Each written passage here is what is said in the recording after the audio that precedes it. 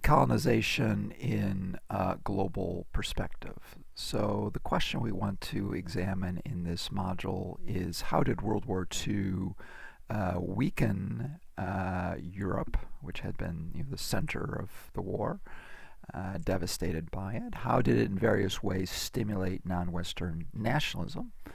And in what way did the Atlantic discourse about fighting for freedom against fascism and self-determination, how did this language bring into being an international climate that was fundamentally hostile to Western colonialism?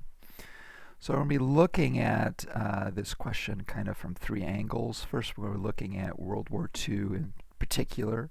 What was it about World War II that made it very corrosive to the foundations of European colonialism? We're going to briefly examine the colonial system as well. It had, many pillars that upheld it. So we need to understand how World War II weakened its foundations and facilitated collapse. And then we're going to go, essentially to the global lens and look at how colonialism had, a different kind of structure in Asia, the Middle East, and Africa, and how this contributed to differences in terms of the timing and the dynamics of its collapse from 1940 to 1970. World War II represented a severe shock to the colonial system. And even if it, didn't completely collapse with V-Day and VJJ, it, in other words, still suffered from mortal wounds that facilitated its collapse in the decades following World War II. Now, to understand why this happened, we have to look and go into a little bit more depth to explore how World War II put into motion forces that weakened the colonial system. So we can start with the Atlantic Charter. Now, you've read this document, and of course it has this language about World War II being fundamentally a clash of civilizations, a fight for justice, a crusade of democratic states against the tyrannies of Hitlerism and fascism.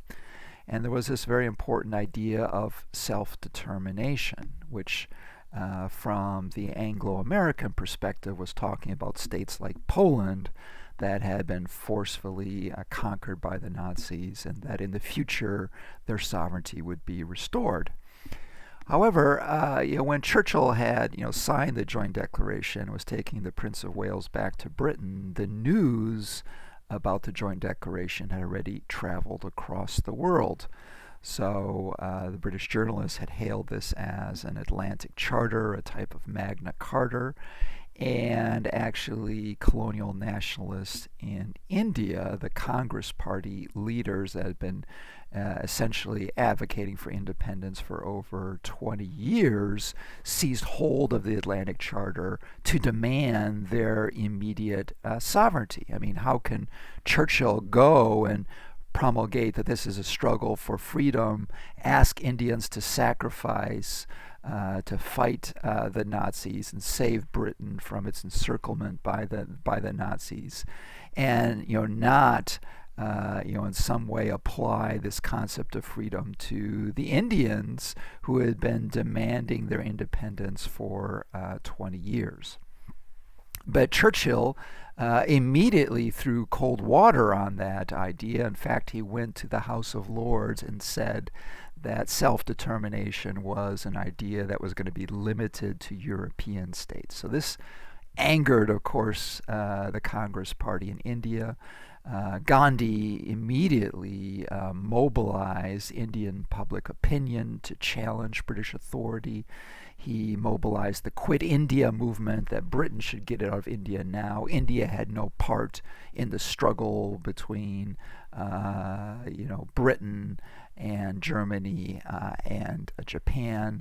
Indians were not going to spend their treasure and their blood fighting for British oppressors that wouldn't even recognize the equality of Indians or their right to freedom.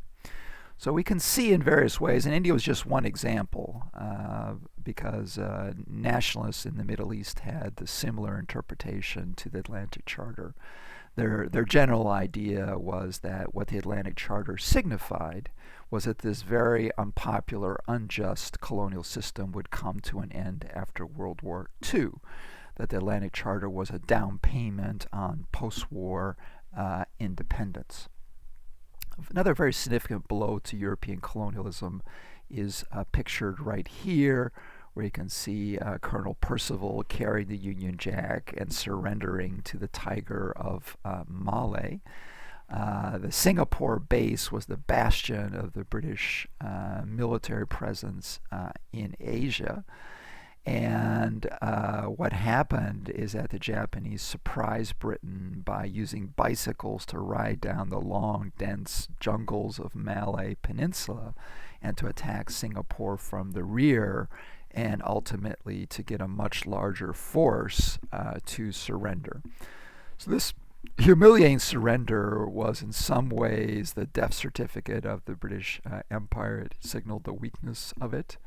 It was also very powerful propaganda for the Japanese. There was this idea that resistance was futile, that if you challenge a European state, you got mowed down by the Gatling gun.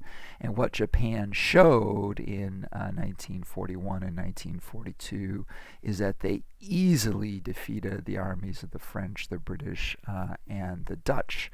And this certainly was a lesson that wasn't lost on other freedom fighters throughout Asia. Now, we can also look at the impact of the Japanese occupation of Asia. Japan conquered most of Southeast Asia, areas that were states created by European colonial power. In the process of conquering these areas, they had the clever idea of presenting themselves not as conquerors but liberators, that they were liberating their fellow Asians from European exploitation. They articulated this a little bit through the idea of the East Asian co-prosperity sphere.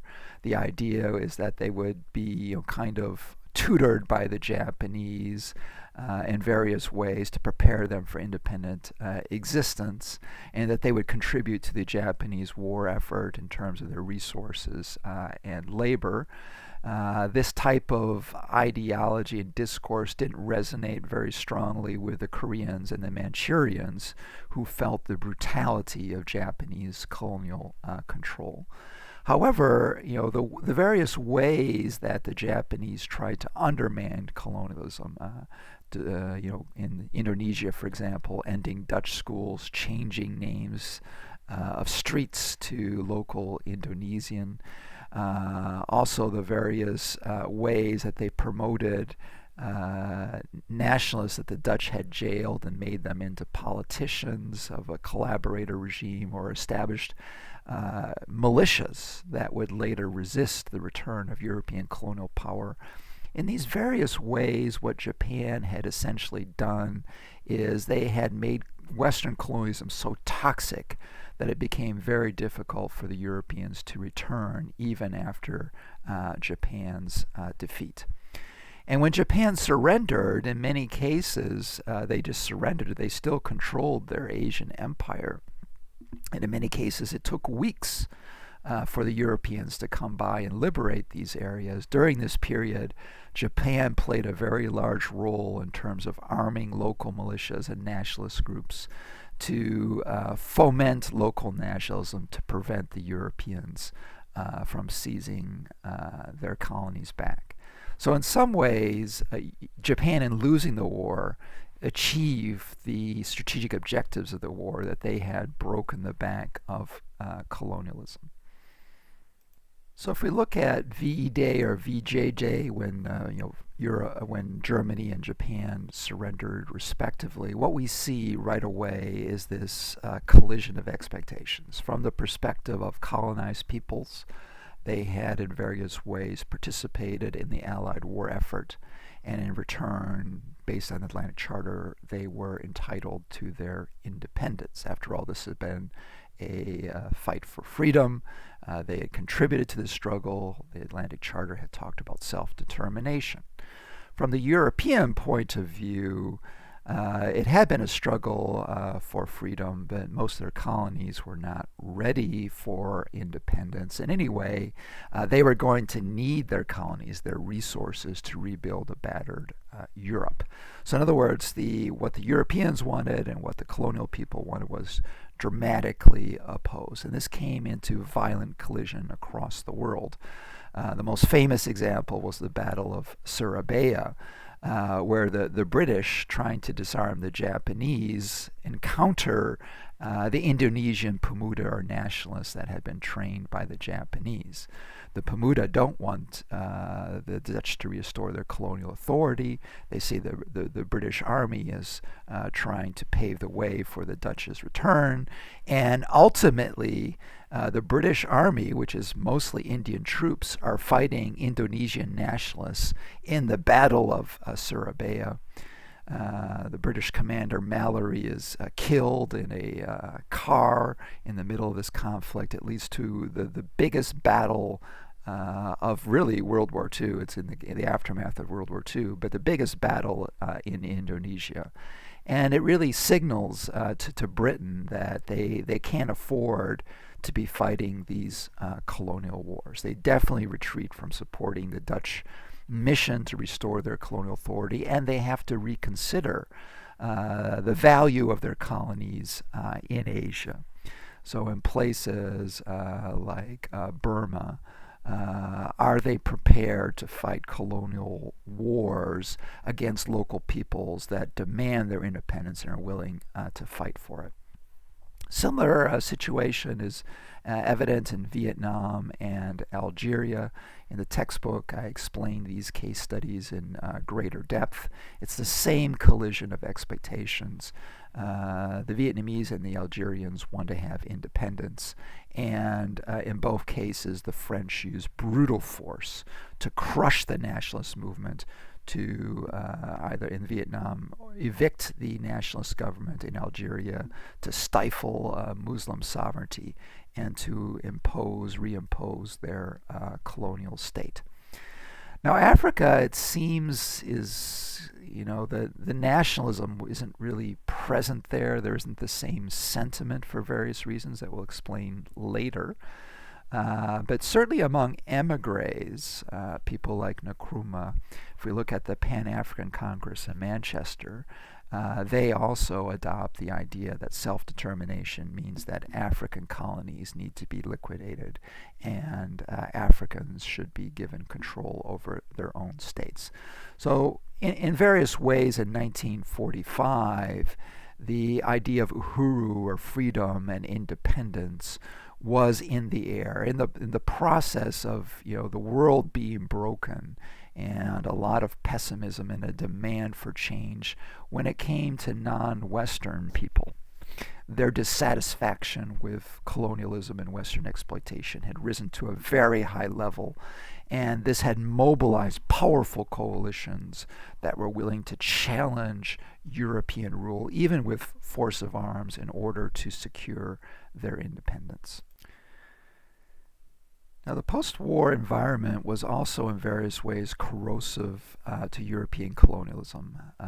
In a way, the European great powers were diminished in terms of their power and global influence. This was the beginning of, essentially the United States and Russia are dominating the continent of Europe, and they're also calling the shots at the global scale. But with this transition or changing of the guard, as different as the United States and the Soviet Union were, they were actually both generally hostile to European colonial power, although for different reasons. From the United States point of view, European colonialism was creating, closed economies that, kind of limited the influence of American businesses and capitalists to invest and trade with these regions. From the Soviet perspective, colonialism was a form of capitalist domination, And by playing the anti-colonial card, it would be a way for them to weaken the capitalist powers in Europe and gain influence on the continent. Now, there had been a bitter dispute, which wasn't hidden, between Churchill and Roosevelt on the Atlantic Charter issue. One of the things that Roosevelt had tried to do was to convince Churchill to embrace non-Western nationalism, particularly the Congress Party, to prevent this, quit India movement. But Churchill had resisted that. He said there's no way that Britain could afford to give up the crown jewel of the empire. That in a way, he essentially was saying that the exploitation of India was essential for the British economy and its ability to negotiate class differences in Britain. So as a result of this, Roosevelt, who had pushed Churchill and realized that he refused to be pushed on this issue, Roosevelt had to, essentially let the matter drop because they had a war to fight, and Churchill was not receptive to his message.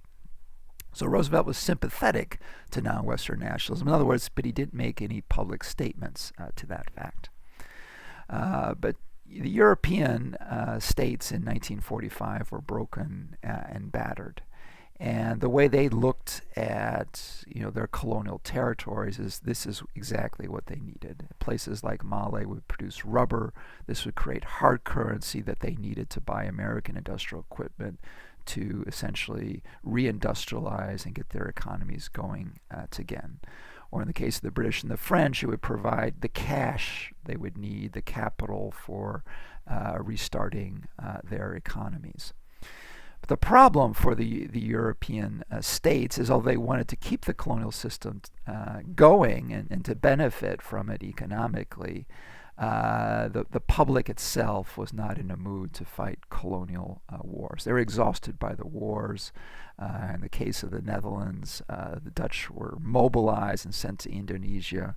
But the public, which was suffering still from the devastation of the war and the lack of economic recovery, found it very difficult to stomach the idea of spending massive amounts to send troops abroad to fight the Indonesian Pemuda, especially when this war became very brutal, essentially a dirty war, which didn't seem to be in any way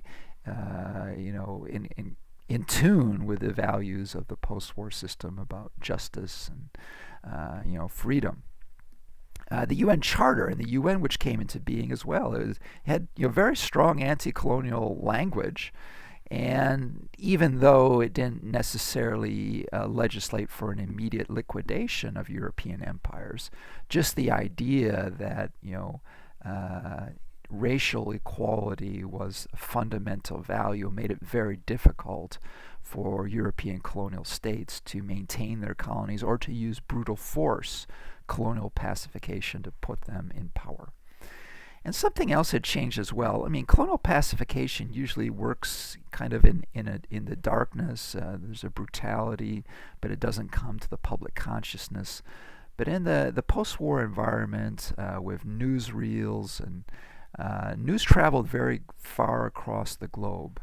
And the public, which had been mobilized in various ways under the ideals of the Atlantic Charter, was no longer willing to stomach or to accept the use of colonial violence to keep these colonies into place. So in many cases, the tools that had been used, the violent repression that had been used to keep anti-colonial movements in check, could no longer be used, and this changed the basic equation and enabled non-Western nationalist movements to up the pressure and evict their European oppressors. There was another factor as well that weakened European colonialism, and this has to do with Gandhi and his strategy for Satyagraha. Now, Gandhi had developed a reputation in India for creating a powerful national coalition to challenge European rule. His philosophy was predicated in non-violence. So unlike certain terrorist groups in the Punjab that attacked British installations or assassinated British officers, Gandhi was essentially an exponent of undermining colonial power for civil disobedience. And in particular, what his strategy was is Satyagraha, which meant truth force. And what he meant by that is that the colonial system was predicated not just on violence, but also on an ideology, the ideology particularly of the civilizing mission. Europe claimed to be in places like India because it was bringing a better life to Indians in terms of their technology and institutions and British education. But the truth was, of course, that this was a fiction, and it was essentially a gloss that justified their exploitation of Indian resources and labor for the benefit of the home country. So what Gandhi's idea of Satyagraha was to expose, in a sense, the gap between the ideology of colonialism, which the British people accepted and many Indians accepted, and to expose its brutal face, its true nature, which was the brutal repression, exploitation of the Indians. And the way that one did that is by challenging injustice and forcing the colonial state to reveal its brutal aspect. So in the case of the salt tax, which was a tax on all Indians relative to salt, a very important preservative in a tropical climate without refrigeration and electricity for the most part, Gandhi violated the salt tax by creating his own salt, by evaporating water from the Indian Ocean to make salt on his own. And he essentially incited the population to do the same thing, to defy this unjust tax. So the colonial state, which saw the rule of law being challenged, tried to use repression and to beat Indians into submission. But having the international press there, by not retaliating to the violence, images were broadcast of, essentially the British authorities crushing civilians until their arms grew tired and they had to drop their clubs. And when these images were broadcast back to Tipton, where the British ladies were drinking their lemon tea, it made them very uncomfortable. British colonialism was supposed to be a civilizing force. And how was it civilized? To be beating down India. Obviously, these Indians didn't want to be ruled by Britain. So in this way, by challenging the structure of British authority and revealing its brutal nature, on one hand, the British public that had been mobilized to support the colonial mission started to have questions. What's this gap between what we say colonialism is about versus reality? And also, of course, in terms of India, a country that had many ethnic groups, many religious groups, by uniting them against a common hated enemy, it created a national coalition that transcended the various caste and ethnic groups, and that united intellectuals in the middle class of the city with the peasants, uniting them into this massive movement.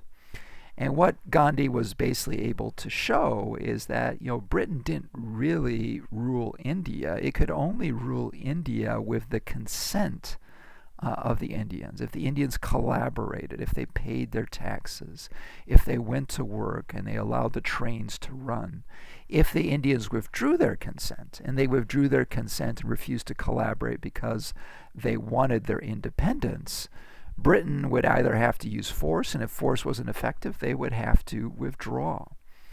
So, what Gandhi had realized with truth force is that, the colonial system didn't depend just on violence. It also depended on ideology. And the ideology of the civilizing mission worked because in various ways, the most powerful form of power is where a a colonial people internalizes the discourse and somehow accepts the idea at some level that they can't change their situation. And what Gandhi was able to do is to variously convince the Indians that no, you don't have to accept this. And if you withdraw your consent, then the system will collapse and Britain will have to get out of India. Now, it was a very long struggle, and India didn't gain independence until 1947. But what Gandhi had done is he had realized the importance of this ideological aspect, how power is internalized by colonial subjects, and how by uniting these national coalitions into larger anti-colonial movements, he could, in a sense, found a formula for challenging European colonial authority and essentially forcing them to withdraw. And his success, India being the crown jewel of the most powerful colonial empire in the world, was widely seen by other leaders who tried to put it into play and use his Satyagraha tactics. And certainly Gandhi's writings were published, and many people, African nationalists, read them and put them into place in places like the Congo. One important post-war event that really increased the momentum for decolonization is when Britain was forced to concede independence to its crown jewel, essentially its most valuable colony, India. So I'd already gone over, some of the history of Indians and their, fight for freedom, which was decades long, and how the Atlantic Charter had put new forces into play. When Churchill lost the election in 1945 and the Labour government was put into play, their focus was really on building a welfare state inside Britain to benefit the working classes. And in a way, they were embarrassed by the British Empire, and they really had no interest in trying to fight a colonial war in India. In fact, they sent a cabinet mission to India to try to find a formula to get out. What they encountered instead was a lot of difficulties because as independence became increasingly a reality for India, certain factions within the Congress Party, particularly between Muslims and Hindi, became so pronounced and difficult to govern that they couldn't agree on a formula for independence. And as the violence between these groups kind of increased, Britain, which was trying to really focus on rebuilding its state, wanted to get out of India right away. So they sent Lord Mountbatten over there, essentially with a 6-week mandate to liquidate the colony. And Mountbatten got there and said independence is a fact, and then they struggled to find a formula to essentially divide the Raj resources territory into 2 separate states, one for Muslims and one for other ethnic groups. Now, first of all, there were many other ethnic groups and religions besides Hindu and Muslims, and more particularly, there were many areas of India, particularly Bengal, Assam as well, Kashmir to a certain degree, that were not homogenous in terms of religion and ethnic groups. And any post-war partitioning was going to put millions of people on the wrong side of the fence.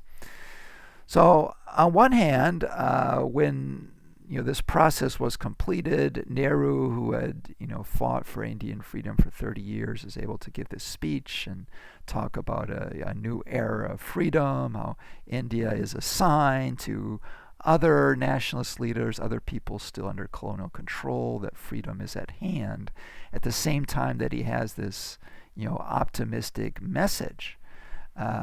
India itself breaks out into this brutal ethnic violence. And we don't even have good numbers for how many people were killed in these kind of mob attacks, but probably over 40 or 50,000. and over 1 million people fleeing this violence had to leave their homes to seek safety in one state of the other. Essentially, the boundaries of Pakistan and India were established. So when we look at Nehru's Tryst of Destiny speech, what you see is, a wizened warrior gratified, finally at achieving his lifelong ambition. He talks about the soul of the nation, that there was, this idea of national identity among Indians that has been long repressed, and there's a turning of the tide. But there was a certain hollowness to his words, because even as he's speaking, the violence that was already erupting through India was going to intensify, leading essentially to many thousands of deaths and ethnic cleansing. So as soon as Mountbatten, laid the map out, like these are the future boundaries of Pakistan, and these are so you can see East Pakistan and West Pakistan became Bangladesh later. What you can see is there's immediate violence, basically mob attacks against businesses, beatings, including murder of men, women, and children. And the result was massive refugee crisis. 8 million people essentially dislocated. Muslims that were repressed in Kashmir. Also many Hindu that were forced to leave from the Bengal area to seek safety among their co-religionists in Asia. So in this way, India's symbolic value was kind of twofold. On one hand, India represented the future. It provided a model for gaining your independence that certainly other nationalist leaders copied.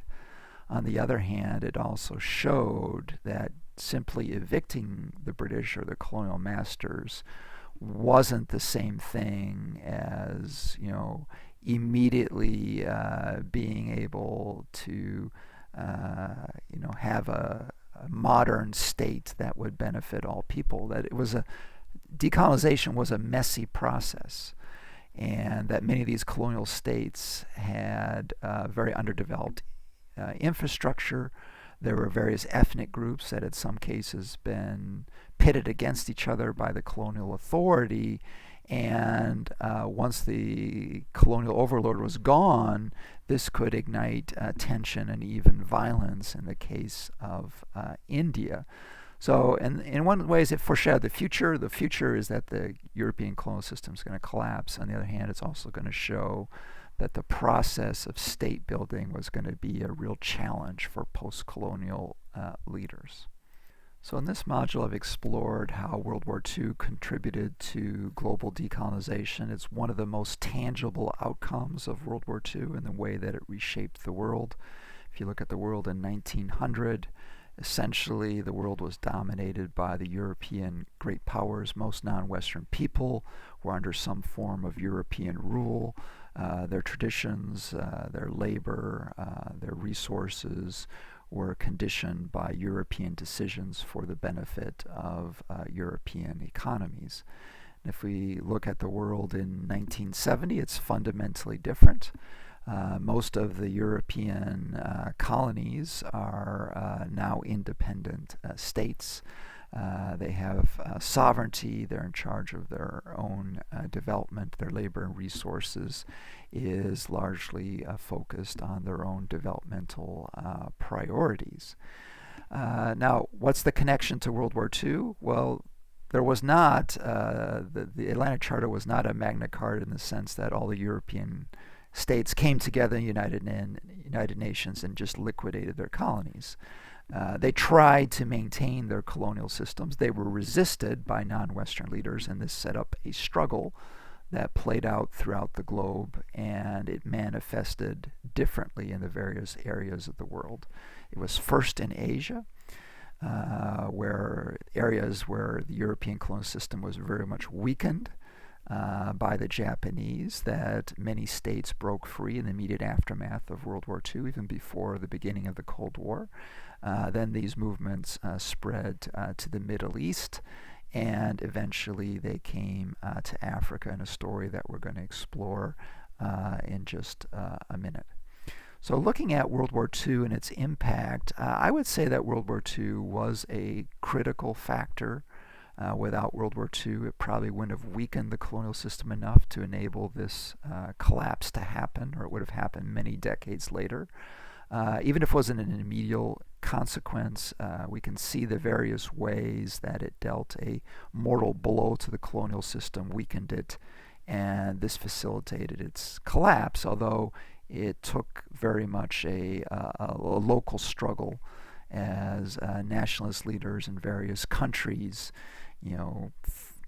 perhaps with international headwinds at their back, began the process of challenging colonial authorities and securing their freedom. But it was definitely a struggle to secure their freedom. In various ways, the language of the Atlantic Charter, the idea of self-determination, the demand for justice, racial equality, animated their discourse, united their peoples into powerful national coalitions that were finally able to achieve their dream of true independence.